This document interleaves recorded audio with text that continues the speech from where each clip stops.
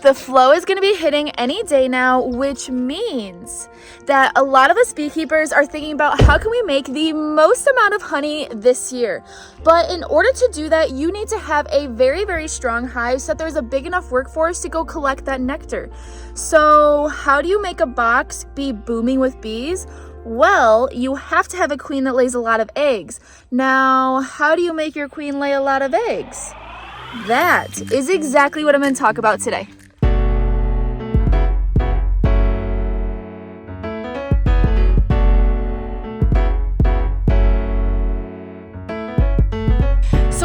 There are a couple things that are super important, and anything I talk about today will not matter at all unless you have these couple things. And the first thing is you need to have a really good flow coming in so that you are able to have bees that are being fed really well and that their nutrition is up there. And two, you need to have some source of pollen, whether that be pollen patties or pollen coming in to feed that brood, because the brood actually ends up feeding off of the pollen. They require protein in order to develop, and that is why you'll see a lot of beekeepers early in the spring, they will put pollen in their colonies to help build up their colonies fast. Because it relies on that pollen, and that is one of the signals that the bees use to really start building up their hive. Now, it is possible if you don't have a flow of nectar coming in yet, you can still build up your bees really strong, but you're going to have to use a lot of sugar water. And one of the ways that I do this is by using a mixture of 1 to 4. So 1 part sugar to 4 parts water. The thinner consistency seems to pretty much simulate a nectar flow for the bees, and they'll take it down really fast because it is so thin, but they think there's a nectar flow coming in. So they'll build that colony up so fast so that they can really slam that flow as quickly as possible. So in all scheme of things, you really just need some sort of sugar coming in, or whether that be sugar water, or you need some sort of pollen patties, or actual pollen coming into the hive to really build them up. Now, before I get to the ways to manage your bees to be able to build them up really well, the one thing that I do want to mention is that genetics are a really big factor in being able to build massive colonies to hit that flow. So keep that in mind if you don't have a queen that's able to build up to that size, because I have seen some colonies, they just won't get big no matter what you do. It's something about the different genetics of bees. They all kind of have their own traits and their own personality, really. So also keep that in mind. So one cool thing that I have learned this year is that actually your bees are very similar to dogs, meaning, so you know how when you get a puppy and you have to train that puppy not to go to the bathroom in the house, you have to train that puppy to sit, to lay, to walk on a leash properly. You have to train your puppy. Well, the same thing applies to bees. Bees are actually trainable, and this is one of the things I've been kind of playing with this year, and it's so fascinating, because have you ever heard the saying that when the bees die, you have to tell, or sorry, when the beekeeper dies, you have to tell the bees? That's because the bees, they adapt to the way that you beekeep. So really, you hear so many people say, oh, this is the only way that you can do things, otherwise your bees are going to die. And in all honesty, I really don't believe that is true, because your bees adapt to how you beekeep. Your bees adapt to how you act with them. Same thing goes with your bees. Get used to the way you smell, the way you look. That is also why when you have somebody new come into your bee yard, sometimes those bees will just go crazy on that person. So keeping that in mind, that bees are trainable, you can actually train your queen to be able to lay an entire box as you would like her to. And this is the way that I like to do it. I like to have queens that can lay both in the bottom box and the top box, and they just jam pack it full of brood. So one of the ways that I am getting her to do this is I have been rotating frames, but real quick, let me show you.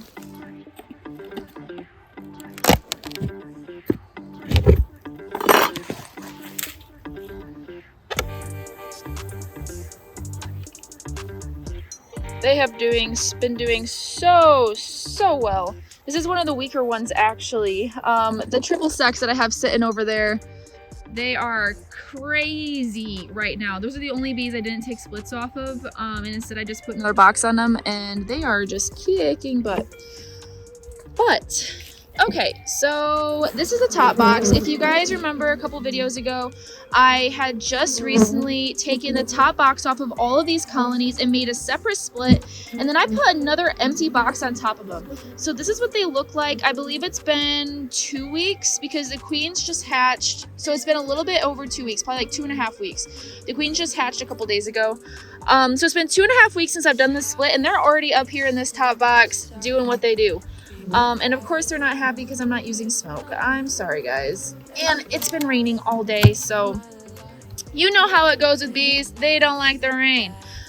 So, oh, chill. Y'all are fine. Holy smokes. They are drawing crazy comb right now. Like, this looks absolutely great. I had empty frames in here before. They're no longer empty. So that's a good thing.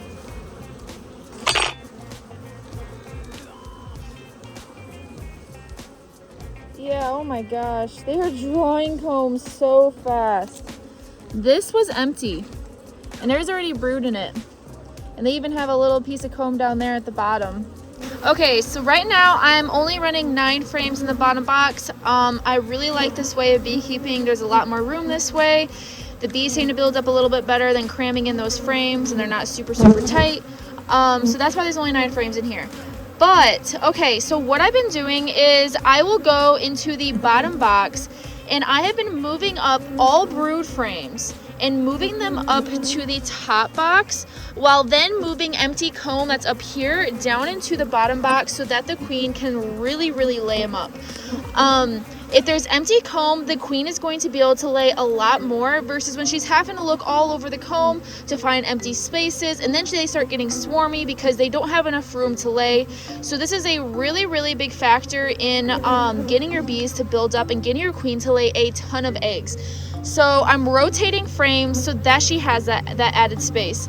And also, one of the other things that I have been doing that I'm really noticing a difference is I am not keeping any honey frames in this bottom box. So usually you'll see the bees will have a honey frame out here on the outside of their hive.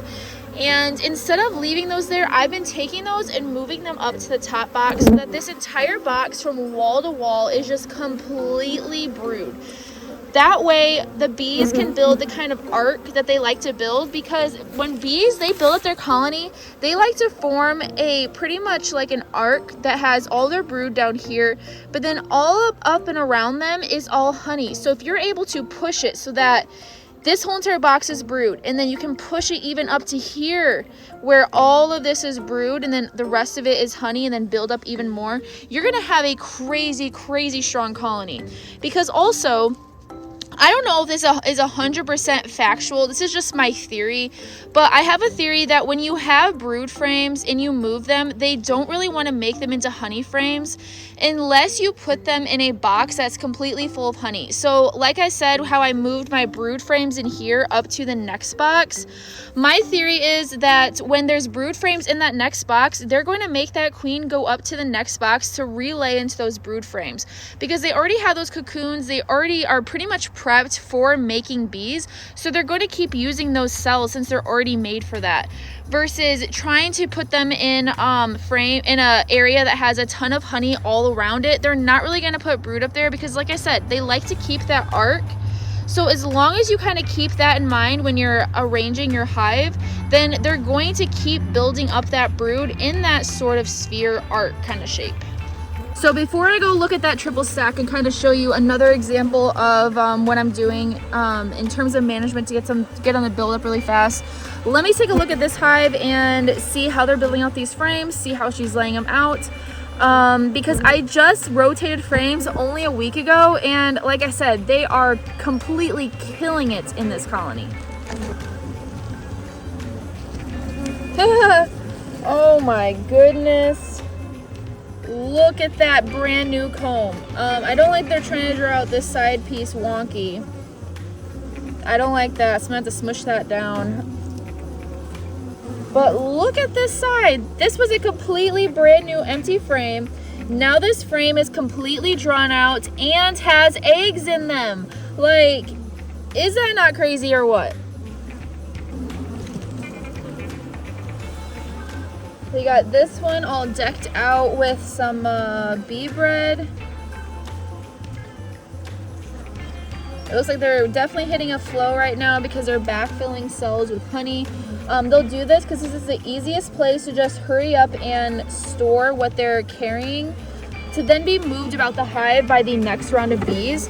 It's pretty much almost like bees really kind of run it like a factory where one bee goes out, collects the nectar, brings it back to the colony, puts it in the nearest, or gives it to the nearest bee right there, and that bee then takes it to the nearest cell and stores it in that cell, and then a bee comes and takes it out of that cell and brings it about the hive into a different location for it to then stay.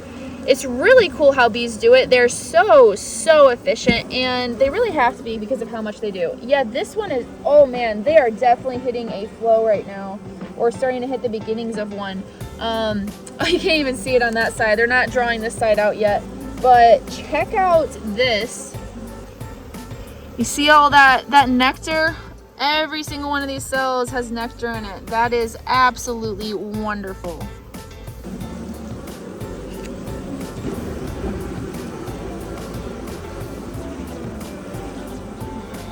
This is another frame that is completely decked out with eggs. Got some brood over here on the other side with a ton of eggs. It does look like they are wanting to, yeah, they're wanting to supersede their queen right now. So you see those two cells right there? I just opened them up to make sure they weren't charged. But this is when you see when you see queen cells like this on the face of the comb, this is them wanting to supersede their queen and replace it with a different queen. Let's see if I can, yeah, see those right there? It's when you see eggs or queen cells on the bottom of the frame, those would be swarm cells, but in this circumstance, these are not swarmy cells. This is just because they're deciding that their queen is just not adequate or fit to their liking, so they're wanting to replace her. Yeah, they are doing so good. And I'm actually going to move this frame out right now and move this frame that has all this nectar in, because they're then going to build out the rest of this frame and move that nectar up, so that the queen can then lay in it. They don't like nectar in the middle of the brood nest, or any sort of honey, but particularly when you have put uncapped nectar like that in the middle of the brood nest, they're gonna move it really fast, and in fact, they might end up using it to draw a comb. So since the main flow hasn't really hit yet, I mean, we're hitting a flow for sure, but the main flow hasn't hit yet, I am trying to build up this colony the best I can while also getting them to lay as many eggs as possible. Yeah, a lot of eggs in here as well. A lot of eggs in this comb. Every single one of these cells has an egg in it. But one of the things I'm lacking right now is I still have a lot of comb that I need to draw out, so I am designating a couple hives to draw out comb for me to use across my other colonies. Woo! More eggs, more drone brood, lots of pollen. So this hive is definitely ready for another box. Woo! Lots of brood. That is a beautiful brood pattern. Absolutely beautiful. One of the last kind of theories that I do want to mention is that, okay, so when you have new queens coming back from a mating flight, it takes a couple days before that queen starts laying eggs, and I think this is because the queen has to pretty much scan over the hive to really see how big her hive is and what she's working with. And during this time, I think it's super important to make sure that your queen is able to roam around the entire hive as needed. Because if she's put into a box where she only has a couple frames that are built out, then I don't really think that she's going to be able to build out that entire box with eggs and whatnot, because she's used to only a couple frames versus a lot of frames. And the same thing applies to if you have a queen excluder on. My theory is that if you were to have a queen excluder on, she's only really going to know that bottom bottom box, and she's not going to know how to work 2 boxes, because I've also seen that some queens are able to lay up 2 brood boxes, no problem whatsoever. But then there's also other queens that will only stay in that bottom box and they never really move up. So my theory with this is being able to train queens to be able to utilize that entire hive and the entire space that is given to her. I think this is absolutely key. Gosh, that's really heavy. But okay, that's it. I'm gonna let them be, because you can definitely tell that the weather's been a little bit moody, because the bees are a little bit moody as well today. So I'm not gonna pester them too much. But so the main thing that I really have noticed is that being able to move around frames in a colony as a way of management to get them to do what you want them to do, there's so many different things you can do with that, and it really kind of makes the bees act the way that you want them to. You can really get the most out of your bees doing that. So I hope that was super helpful for you guys. And how is everybody's hives doing this year? This year has been an early spring, which is absolutely awesome. I was not expecting to have all of this nectar and pollen coming in so early. I mean, it's still April, and we were having our very first flow around the 1st or 2nd week of April. Which is craziness, because it usually doesn't hit until May time for us Michiganders. So how are you guys' hives doing? I want to know. But thanks for watching. I hope this video was super helpful for you, and it really means the world to me that you are here. So thank you so much, and I'll see you guys soon.